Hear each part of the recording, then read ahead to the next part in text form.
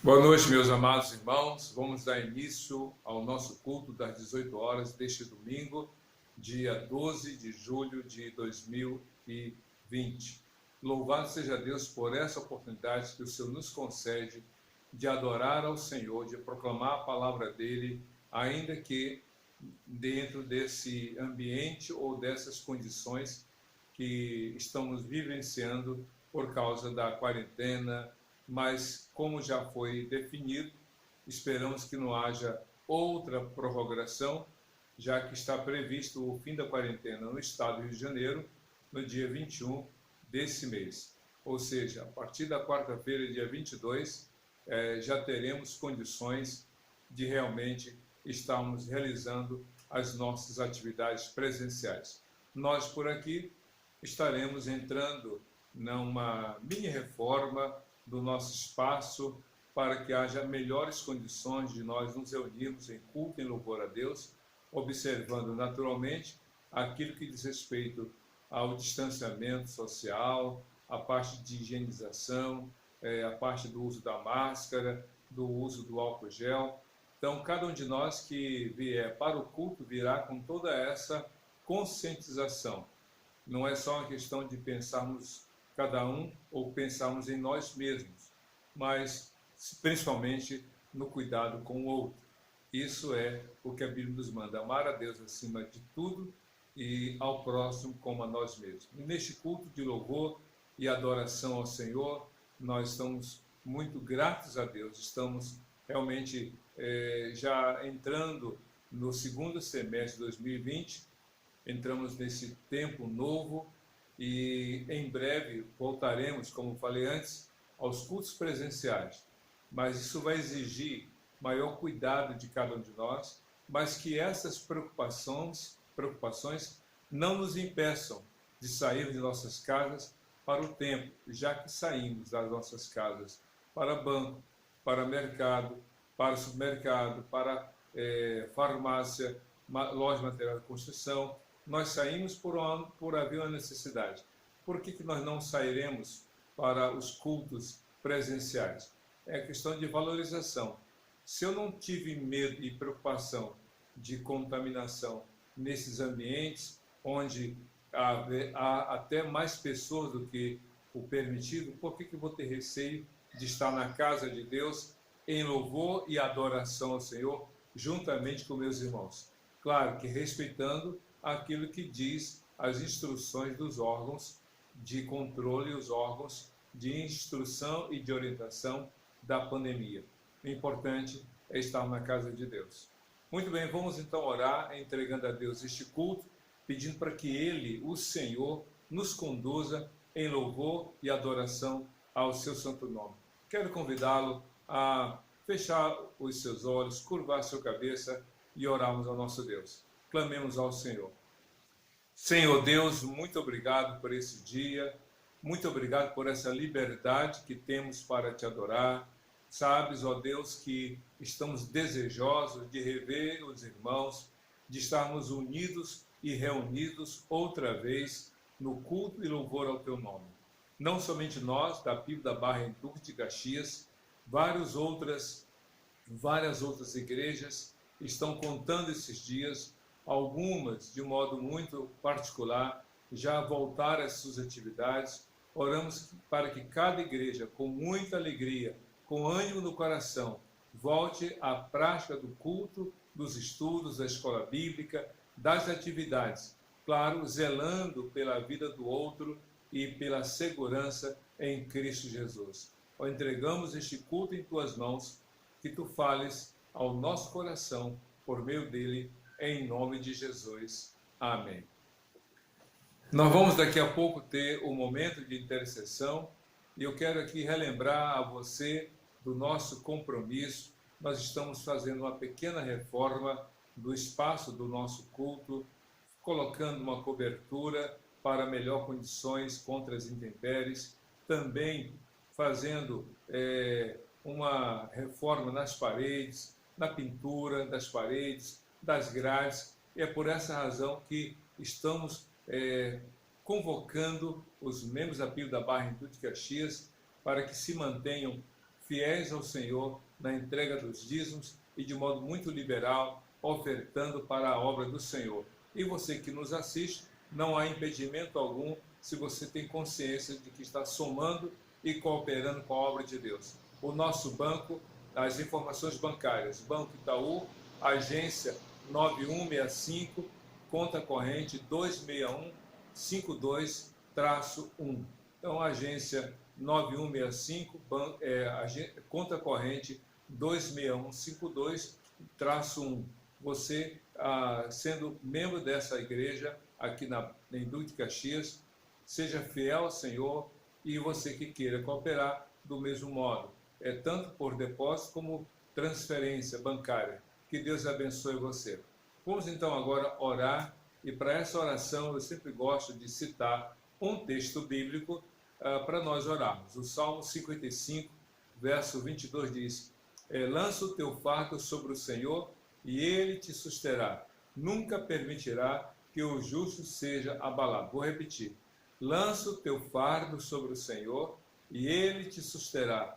Nunca permitirá que o justo seja abalado. O que é o fardo? É um peso. E um peso que pode se chamar de sobrecarga, um peso além de sua capacidade. Se alguém vê você carregando um saco de batatas ou um saco de cimento, naturalmente vai demonstrar preocupação, vai demonstrar compaixão e, havendo possibilidades, poderá até ajudar você a dividir a carga. Mas se você carrega esse fardo no coração, quem vê além de Deus? Ninguém mais. Você sabe o que carrega e Deus vê. Por isso que ele fala: lance o seu fardo sobre o Senhor. Ou seja, pegue a sua ansiedade, o motivo de sua preocupação, e entregue nas mãos de Deus e creia que ele vai agir. Vamos orar então? Feche seus olhos, curva sua cabeça, vamos interceder uns pelos outros e orarmos uns pelos outros, como nos instrui a palavra do Senhor. Feche seus olhos, curva sua cabeça. Se há alguém aí perto de você na sua casa, dê sua mão a essa pessoa e oremos realmente unidos no Senhor. Oremos.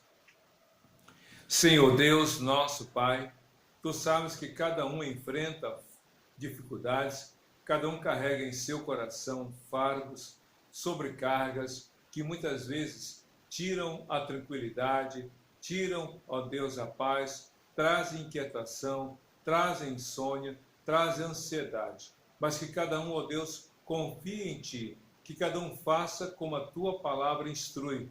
Lança o teu fardo sobre o Senhor, que cada um apresente ao Senhor Jesus a sua angústia, a sua preocupação, aquilo que está provocando, ó Deus, a ansiedade na sua alma. Que confie em Ti, que deposite em Tuas mãos, que ninguém, ó Deus, uma vez fazendo isso, permaneça carregando aquilo que está no coração.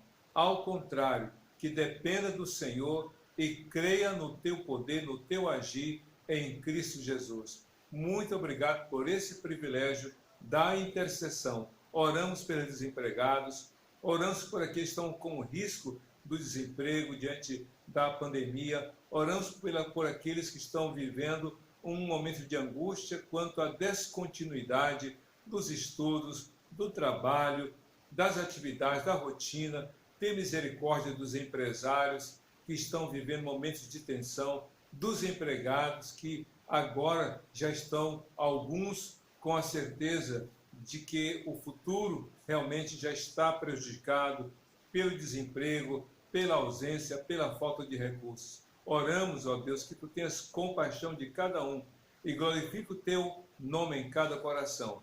É o que nós pedimos e Te agradecemos em nome de Jesus. Amém. Nós vamos ter agora uma mensagem musical e desejamos que você ouça esta canção e prepare o seu coração para a mensagem que teremos em seguida. Que você venha refletir na música e orar. Deus, fale ao meu coração pela Tua palavra. Que Deus te abençoe. Até daqui a pouco.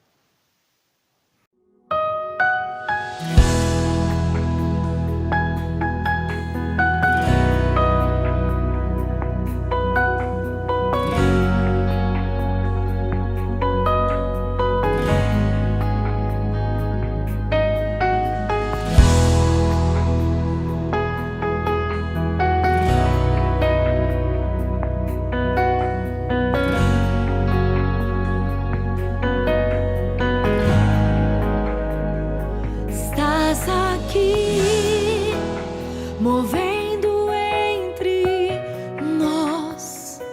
Te adorarei, te adorarei. Estás aqui, mudando destinos. Te adorarei, te adorarei. Estás aqui, operando milagres. Te adorarei, te adorarei. Estás aqui, transformando nossas vidas. Te adorarei, te adorarei. Meu Deus é Deus de milagres, Deus de promessas, caminho no deserto, luz na escuridão. Meu Deus, esse é quem tu és. Meu Deus é Deus de milagres, Deus de promessas, caminho no deserto, luz na escuridão. Meu Deus, esse é quem tu és. Estás aqui, tocando os corações. Te adorarei, te adorarei. Estás aqui, curando multidões. Te adorarei, te adorarei. Estás aqui, restaurando os corações. Te adorarei, te adorarei. Estás aqui, transformando histórias. Te adorarei, te adorarei.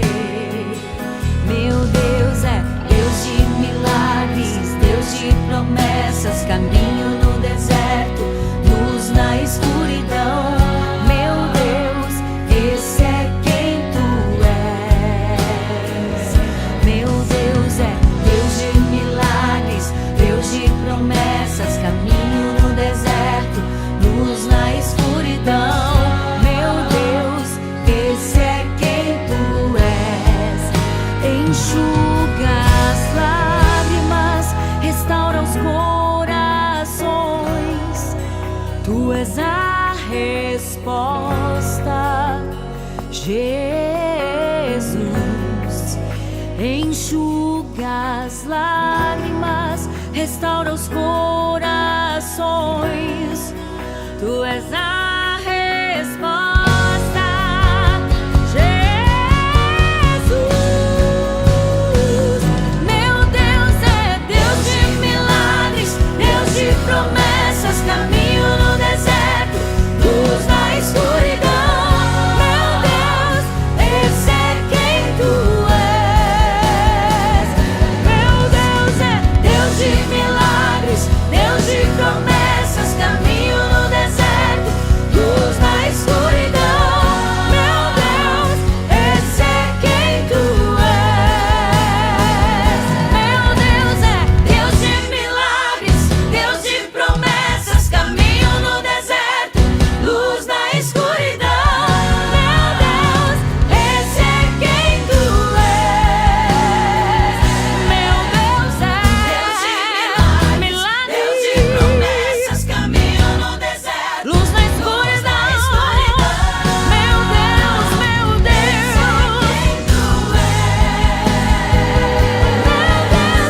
Deus de milagres, Deus de promessas, caminho no deserto, luz na escuridão. Meu Deus, esse é quem tu és.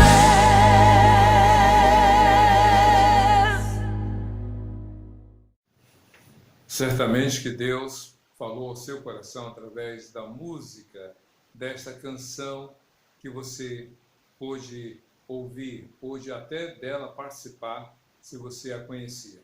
Agora vamos meditar na palavra de Deus. Quero convidá-lo a abrir sua Bíblia no segundo livro de Reis, capítulo 3, a partir do versículo 9. É uma leitura longa, sim, mas eu creio que é importante para que nós possamos refletir com base nesse tema, cavando cisternas no deserto. Diz assim a palavra de Deus, segundo Reis, capítulo 3, a partir do versículo 9. Então o rei de Israel partiu com os reis de Judá e de Edom. Depois de uma marcha de 7 dias, já havia acabado a água para os homens e para os animais. Exclamou então o rei de Israel: E agora? Será que o Senhor ajuntou a nós, os 3 reis, para nos entregar nas mãos de Moabe? Mas Josafá perguntou: Será que aqui não há profeta do Senhor para que possamos consultar o Senhor por meio dele? Um conselheiro do rei de Israel respondeu: Eliseu, filho de Safate, está aqui. Ele era auxiliar de Elias. Josafá prosseguiu: A palavra do Senhor está com ele. Então o rei de Israel, Josafá e o rei de Edom foram falar com ele. Eliseu nada disse ao rei de Israel. Ou melhor, Eliseu disse ao rei de Israel: Nada tenho a ver com você. Vá consultar os profetas de seu pai e de sua mãe. Mas o rei de Israel insistiu: Não foi, pois, o Senhor que nos ajuntou 3 reis para nos entregar nas mãos de Moabe? Nas mãos de Moabe. Então Eliseu disse: Juro pelo nome do Senhor dos Exércitos, a quem sirvo, que se não fosse por respeito a Josafá, rei de Judá, eu não olharia para você, nem mesmo lhe daria atenção. Mas agora tragam-me um arpista. Enquanto o arpista estava tocando, o poder do Senhor veio sobre Eliseu e ele disse: Assim diz o Senhor, cavem muitas cisternas deste vale, pois assim diz o Senhor, vocês não verão vento nem chuva. Contudo, este vale ficará cheio de água, e vocês, seus rebanhos e os seus outros animais beberão. Mas agora o Senhor, isso ainda é, mas para o Senhor, isso agora é pouco. Ele também lhes entregará Moabe nas suas mãos. Vocês destruirão todas as suas cidades fortificadas e todas as suas cidades importantes. Derrubarão toda a árvore frutífera, taparão todas as fontes e encherão de pedras todas as terras do cultivo. No dia seguinte, na hora do sacrifício de manhã, ou da manhã, a água veio descendo da direção de Edom e alagou a região. Quando os moabitas ficaram sabendo que os reis tinham vindo para atacá-los, os que eram capazes de empunhar armas, do mais jovem ao mais velho, foram convocados e posicionaram-se na fronteira. Ao se levantarem de manhã seguinte, o sol refletia na água. Para os moabitas que estavam defronte dela, a água era vermelha como sangue. Então gritaram: É sangue! Os reis lutaram entre si e se mataram. Agora ao saque, Moabe.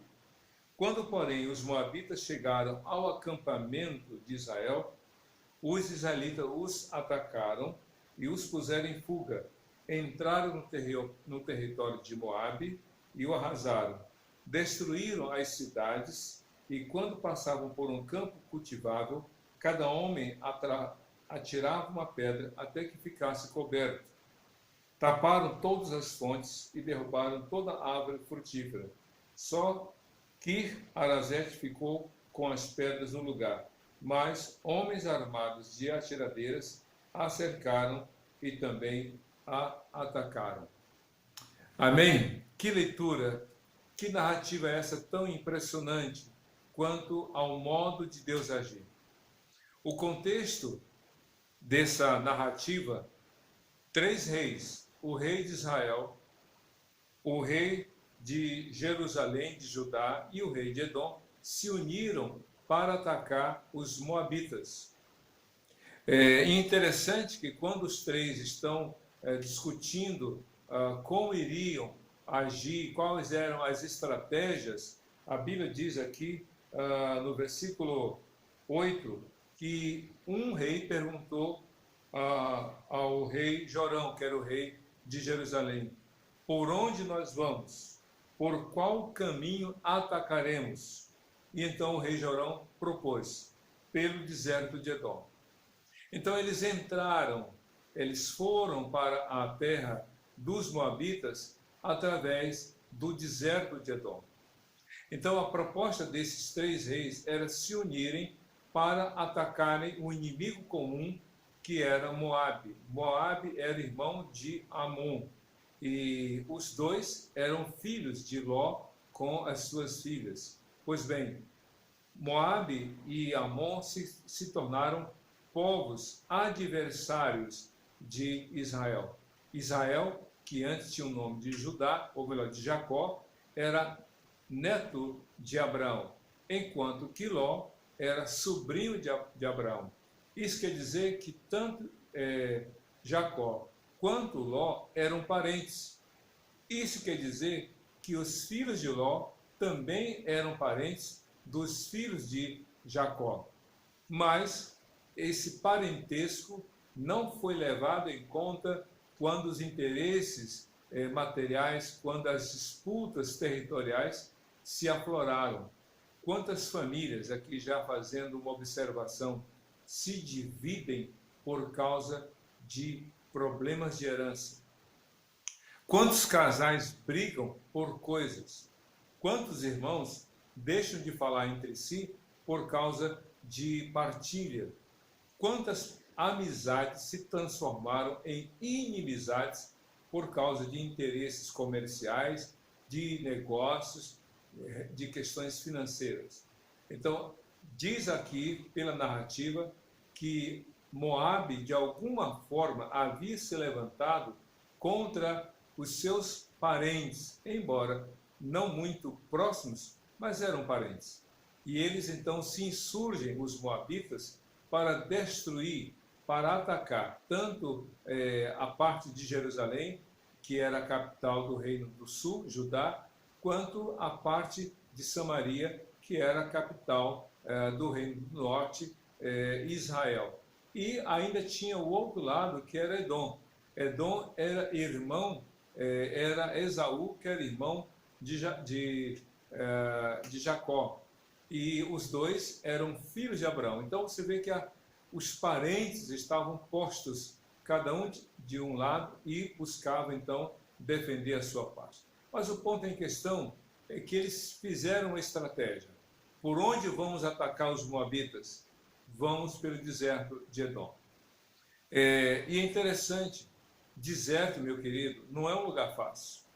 Deserto é um lugar impróprio para se morar, mas era lugar de passagem. Não era à toa que os nômades, como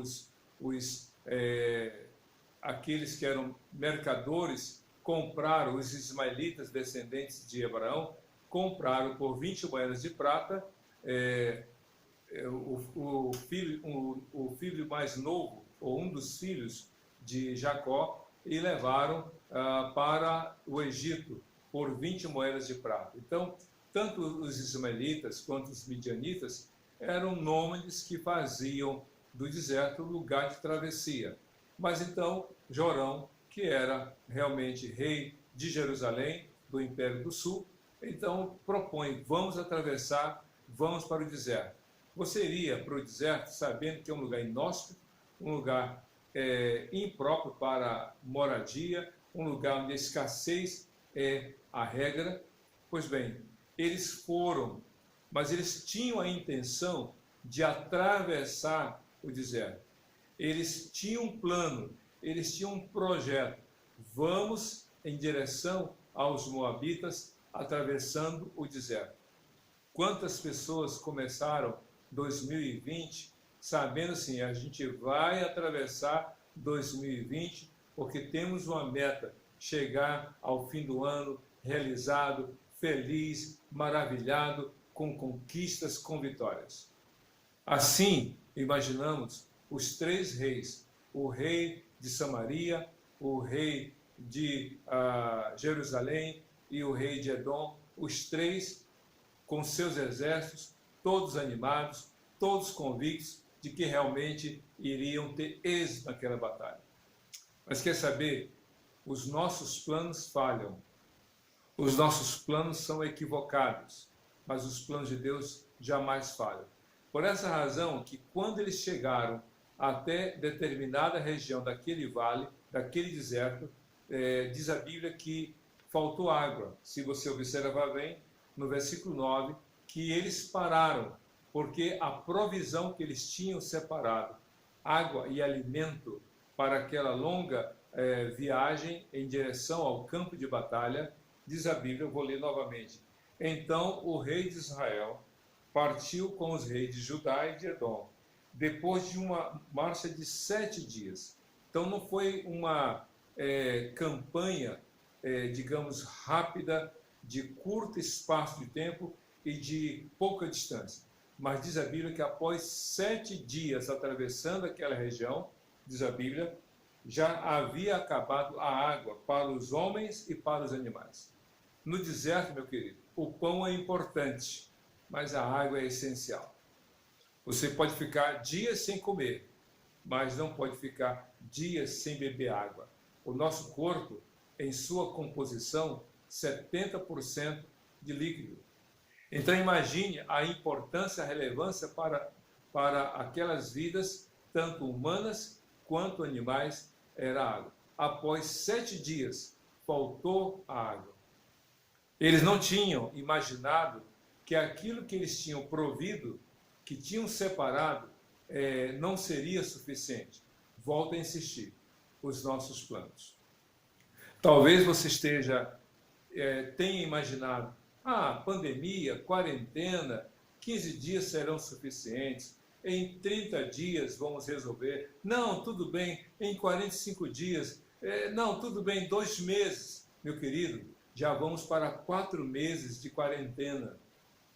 Tem gente que diz, não aguento mais, não estou suportando mais, não dá mais para aguentar. Tem gente estressada, tem gente com ansiedade, tem gente que está querendo desistir da vida. Alguns, infelizmente, já tentaram desistir da vida. Graças a Deus não tiveram êxito. Mas é isso. A Bíblia diz que durante ou após 7 dias de caminhada pelo deserto, faltou água. E aí então, diante dessa constatação, qual foi a reação? Cada um agiu de uma forma diferente.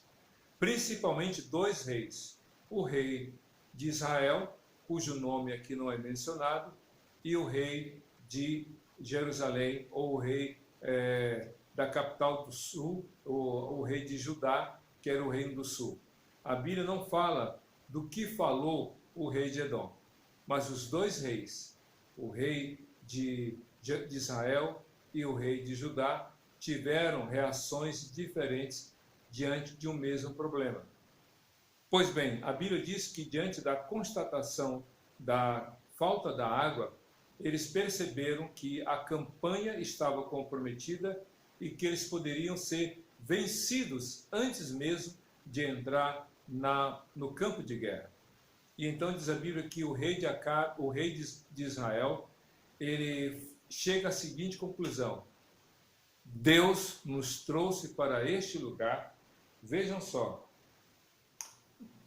no versículo 10 de 2 Reis, capítulo 3. Exclamou o rei de Israel: e agora, será que o Senhor ajuntou a nós, os 3 reis, para nos entregar nas mãos de Moabe? Ou seja, o problema era comum aos 3 reis e aos seus exércitos. O exército do rei de Edom, o exército do rei de Israel e o exército do rei de Judá. O problema era comum, assim como a pandemia está sendo comum a todas as pessoas em Duque de Caxias, no estado do Rio de Janeiro, no Brasil, na maioria dos estados e cidades brasileiros, como também na maioria dos países deste mundo, a pandemia está atingindo a todos. Mas como cada um está agindo ou reagindo? No caso do rei de Israel, é o seguinte: Deus nos trouxe para cá para que nós fôssemos derrotados e entregues nas mãos de Moab. É isso que ele está falando. Diante do problema, ele, de alguma forma, demonstrou a sua incredulidade. E ainda mais, quis responsabilizar Deus por aquele problema. É isso que acontece com muitas pessoas. Diante dos problemas que eles enfrentam, diante das dificuldades que passam, as pessoas geralmente não enxergam os problemas como oportunidades, mas os problemas como justificativas de sua incredulidade. Quantas pessoas estão dizendo agora que Deus é o culpado pela pandemia, de que Deus é o responsável por mais de 1 milhão e tantas mil pessoas já contaminadas no Brasil, com mais de 61 mil pessoas mortas? Então, algumas pessoas estão, de alguma forma, não apontando diante do espelho para si mesma, mas estão olhando para o céu e apontando para Deus, querendo responsabilizá-lo por todos os problemas que estão acontecendo. Por outro lado, diz a Bíblia que o rei Jorão, diante da constatação, diante do problema, vejam só a reação do rei Josafá no versículo 11 de 2 Reis, capítulo 3. Mas Josafá perguntou: será que não há aqui profeta do Senhor para que possamos consultar o Senhor por meio dele? Ou seja, há um problema, há uma dificuldade, há uma situação que nós não sabemos lidar ou não temos como resolver. Então diz a Bíblia que esse rei, temente a Deus, um servo de Deus, fez a pergunta: por acaso não há um profeta de Deus no nosso meio para que possamos consultar o Senhor? Meu querido, diante dos problemas que você está enfrentando, não são os outros meios, não é contando as estrelas, nem é olhando para a mão, não é olhando para as cartas, não é buscando os espíritos que você vai encontrar as respostas de Deus. A resposta de Deus está na palavra de Deus comunicada pelos seus servos profetas. Diz a Bíblia então que o Josafá fez essa pergunta: por acaso não há realmente entre nós aqui um servo de Deus? Diz a Bíblia então que houve essa constatação. Diante do problema, um quis responsabilizar Deus, mas o outro quis buscar Deus. Entende a diferença? Quantas pessoas estão se afastando de Deus por causa da Covid-19, por causa do novo coronavírus?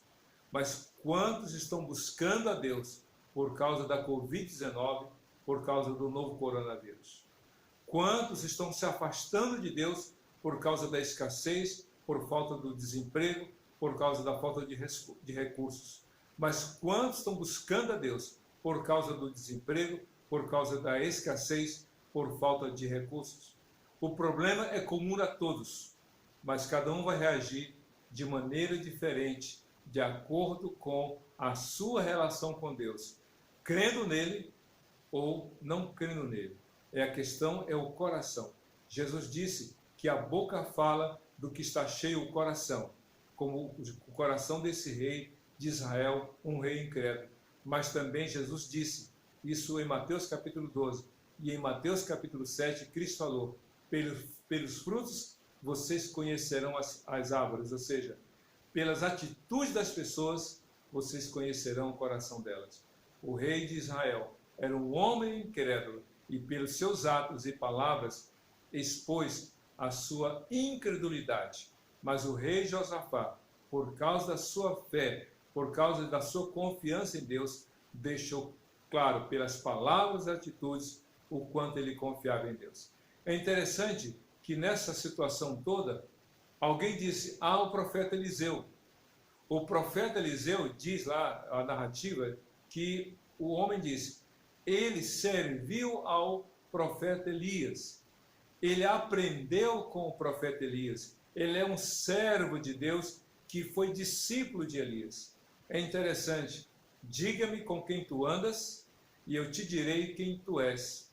Não tem jeito. O apóstolo Paulo, na primeira carta aos Coríntios, diz: não se enganem, as más companhias corrompem os bons costumes.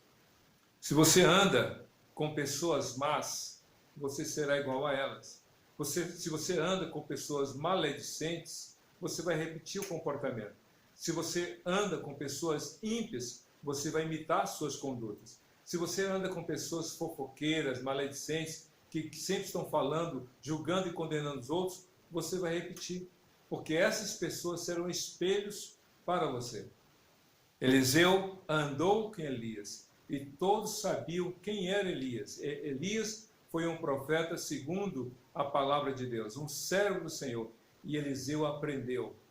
Se você anda obediente aos seus pais, se seus pais temem a Deus, você vai imitar a atitude deles. Imite a atitude de fé dos seus pais e não daqueles seus amigos que dividem o copo, que dividem a bebedeira, que dividem os vícios, que dividem as atitudes totalmente contrárias à palavra de Deus. Pessoas que não têm temor a Deus, que não respeitam o próximo. Você vai dizer quem você é, com quem você anda. Há aqui um profeta, e ele foi discípulo, aprendeu com Elias.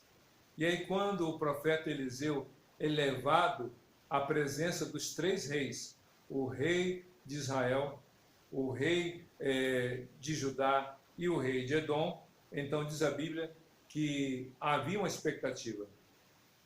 A Bíblia diz, muito interessante, que quando o profeta Eliseu olhou para o rei de Israel, ele disse: você é filho daquele rei incrédulo. Se não fosse Josafá, eu nem olharia para você. Que coisa! O rei de Israel tinha um exército, tinha uma coroa sobre a cabeça, tinha um poder nas mãos, mas não tinha integridade de vida e não tinha um caráter aprovado. Você, rei, você tem poder, você tem dinheiro, você tem exército, mas você não tem um coração temente a Deus. Você não tem o caráter de um homem aprovado por Deus. Diferentemente desse rei de Israel, o rei Josafá foi elogiado por Eliseu, porque o rei Josafá era um homem temente a Deus e fazia a vontade de Deus. Você entende isso? Mas aonde a gente quer chegar nesse cavar cisterna no deserto? É o seguinte: diante essa apresentação inusitada, digamos assim, o profeta é levado àquele encontro diante dos 3 reis, e então ele fala uma palavra muito interessante. A partir do verso 16 diz assim, de 2 Reis 3. Assim diz o Senhor: cavem muitas cisternas neste vale, pois assim diz o Senhor: vocês não verão vento nem chuva, contudo este vale ficará cheio de água, e vocês, seus rebanhos e os outros animais beberão. É interessante, foi essa a ordem. Meu querido, deserto, como falei antes, é um lugar de escassez, principalmente de água. Mas, para a surpresa dos 3 reis, a palavra do profeta Eliseu foi a seguinte: vocês estão falando de que falta água? Vocês estão dizendo que esse lugar é seco? Vocês estão dizendo, no caso do rei de Israel, que Deus os trouxe para cá para que vocês morram de sede e que vocês sejam entregues, desfalecidos nas mãos de Moabe? Pois bem, assim diz o Senhor: cavem cisternas nesse vale, cavem cisternas nesse lugar seco. Geralmente, escute bem, a gente cava cisterna e a gente sabe que há uma diferença entre cisterna e poço. Cisterna é uma fonte temporária de água. Já o poço é uma fonte perene de água.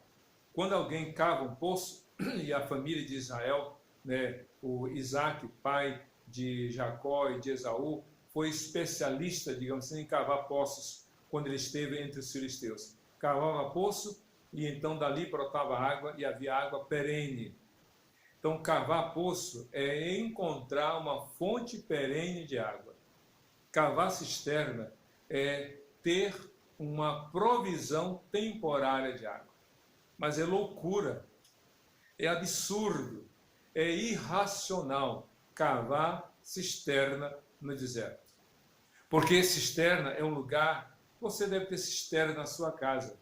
Cisterna é uma espécie de fonte temporária. Você cava um buraco e coloca lá tijolo, cimento, faz uma piscina, entre aspas, subterrânea, né? Você cavou uma cisterna e então vem a água da rua. Ou você capta a água da chuva e joga naquela cisterna. E da cisterna, via bomba, você leva essa água para a caixa d'água e por queda a água chega às outras partes da casa. Mas cavar cisterna já é, no deserto, já é ruim. Porque de onde virá a água? Porque quando alguém cava uma cisterna, e eu sei de cidades antigas que tinham suas reservas temporárias de água em lugares secos, porque a água vinha de um lugar, vinha de uma montanha, vinha de um lugar de chuva, mas no deserto, sem nenhuma fonte, pois bem diz a Bíblia que essa foi a ordem de Deus. Cavem cisternas no deserto, porque eu vou prover água para vocês. Cavar cisterna no deserto implicava em algumas atitudes ou em algumas declarações. Uma delas é a questão da fé. Estamos no deserto.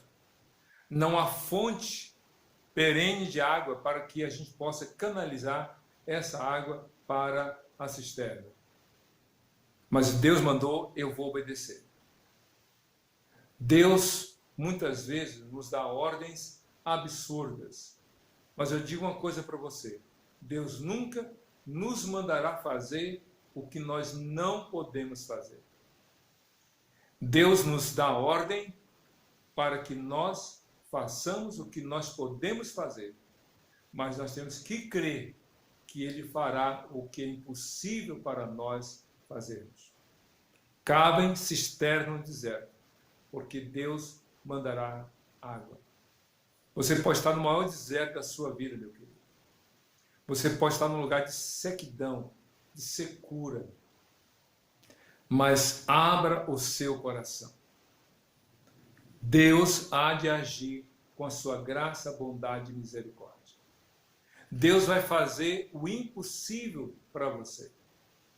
O seu coração pode estar como essa cisterna, seco, sem alegria, sem paz, sem amor, sem fé. Mas deixe o seu coração aberto diante de Deus. Mas não deixe o seu coração como uma cisterna daquele texto de Jeremias capítulo 2, verso 13, quando Deus falou assim: este povo fez duas maldades. A mim me deixaram e cavaram para si cisternas rotas que não retêm as águas. Sabe o que é cavar cisterna rota? É você abrir um buraco, colocar uma espécie de cimento ali, mas haver fissuras e rachaduras. E toda a água que for jogada ali vai passar pelas fissuras e rachaduras da cisterna e ela vai estar sempre seca. Há pessoas que estão assim. Elas querem a ação de Deus. Elas querem a provisão de Deus. Elas querem as bênçãos de Deus. Mas estão com o coração cheio de fissuras, cheio de rachaduras, cheios de buracos, porque não são íntegras diante de Deus. Elas querem a Deus, mas não querem abrir mão das coisas deste mundo.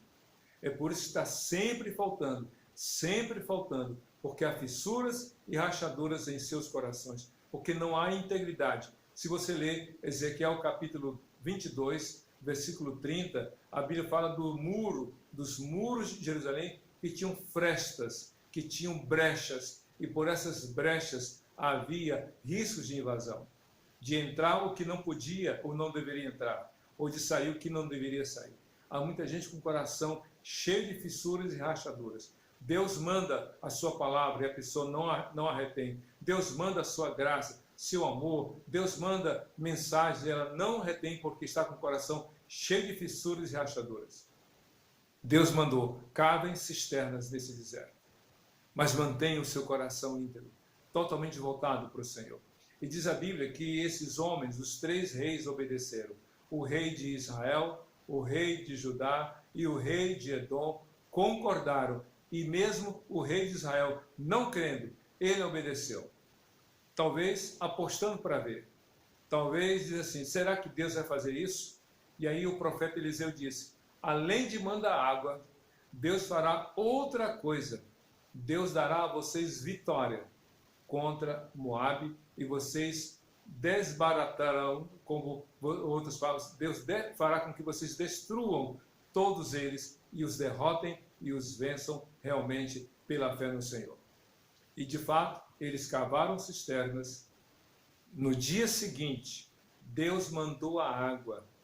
De onde Deus mandou, a Bíblia não fala com detalhes. Diz a Bíblia que o vale se encheu de água e encheu aquelas cisternas para que então os homens e os animais pudessem viver. Deus quer mandar as suas bênçãos. Mas quem está com o coração aberto? Quem está com o coração disponível? Deus enviou Jesus, mas quantos estão com o coração fechado? Com o coração trancado? Ouvem, mas não creem. Ouvem, mas não se integram. Ouvem, mas não se entregam. A Bíblia diz que Deus mandou a chuva. Ou melhor, Deus mandou a água. E por haver cisternas, e muitas cisternas abertas, elas foram cheias daquela água. E esses homens puderam renovar as suas forças. Esses homens puderam dar de beber aos seus animais. E com as forças renovadas, puderam estarem prontos para as batalhas, venceram e destruíram Moabe. Porque Deus cumpriu a sua palavra. Deus sabe o que há no seu coração. Deus sabe que você precisa confiar nele. Ele quer abençoar. As cisternas estavam abertas e Deus mandou a água. A cisterna é o seu coração. E Deus enviou Jesus, a água da vida. Ele disse para aquela mulher samaritana, quando ele falou com ela, disse, mas como o Senhor fala comigo se eu sou uma estrangeira para o Senhor? Mulher, se você soubesse quem fala contigo, tu lhe pedirias a água da vida e ele te daria. Eu sou esta água, disse Jesus. Jesus é a água viva, que mata a sede de Deus, que preenche todos os espaços vazios do seu coração para perdoar os seus pecados, se dos pecados você se arrepende, se você crê em Jesus. Ele enche, ele preenche, ele traz vida. No deserto eles estavam prontos, ou melhor, estavam à míngua e já no caminho da morte e da derrota e da morte. Mas Deus enviou água para dar a eles o renovo, o refrigério e condições de enfrentar as batalhas e vencer. Você quer ter vitória? Você quer vitórias para a sua vida? Abra o seu coração, confie em Jesus. Diga para ele, Jesus, entra no meu coração está aberto, mas está vazio, tapa todas as fissuras, tapa todas as rachaduras do meu coração, me dê um coração novo, cheio e pleno da tua graça, do teu amor. Jesus Cristo veio para isso, ele veio para salvar você. Você está no deserto da sua vida, mas abra o seu coração para Jesus. Talvez alguns digam que é uma coisa absurda, eu fico imaginando os estrangeiros vendo os reis de Israel, de Judá e de Edom, mandando os seus soldados cavarem cisternas no deserto. Talvez outros rissem, talvez outros debochassem, talvez outros zombassem, e talvez aqueles mesmos que cavassem dissessem, que absurdo, de onde virá essa água? Meu querido, apenas obedeça. Talvez alguém disse, mas como é que você consegue crer em Deus nessa pandemia? Como é que você consegue ser fiel a Deus nessa quarentena? como você pode buscar a Jesus durante a ação da Covid-19. Aí você diga, eu estou cavando cisterna, porque Deus vai mandar água. Eu creio que Ele vai mandar a resposta. Eu creio que Ele vai mandar a saída. Eu creio que Ele vai me abençoar. Ele vai encher meu coração de graça, de paz e bondade. E eu terei vitória no nome de Jesus. Que Deus abençoe a sua vida, mas que você faça essa escolha de ouvir a palavra, de crer na palavra, de declarar sua fé em Jesus, dizer, Jesus, entra no meu coração, como aquelas águas encheram aquelas cisternas, enche o meu coração com a tua graça, com o teu amor e tua bondade. Eu oro, diga para Jesus, eu oro a ti, Senhor. Vamos orar agora? Eu quero convidar você a fechar os seus olhos, curvar sua cabeça. Nós vamos orar agora nesse momento. Diga para Jesus, Senhor Jesus, como aqueles homens daquele deserto, eu estou no deserto da minha vida. Como eles passaram 7 dias e tudo aquilo que eles tinham de provisão essencial acabou, também, ó Deus, tem acabado na minha vida a alegria, a paz, a confiança. Ó Deus, me renove a fé, me renove a esperança, enche o meu coração com teu amor, perdoa os meus pecados e me dê a condição de vencer as dificuldades da vida, confiando em teu amor, em tua graça. Eu oro agora, entregando o meu coração para Jesus, para que Jesus encha o meu coração com o seu amor. Eu oro agora, no nome de Jesus. Amém.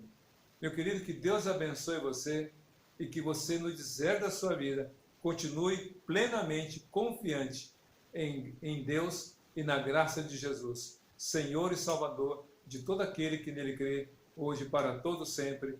Amém e amém.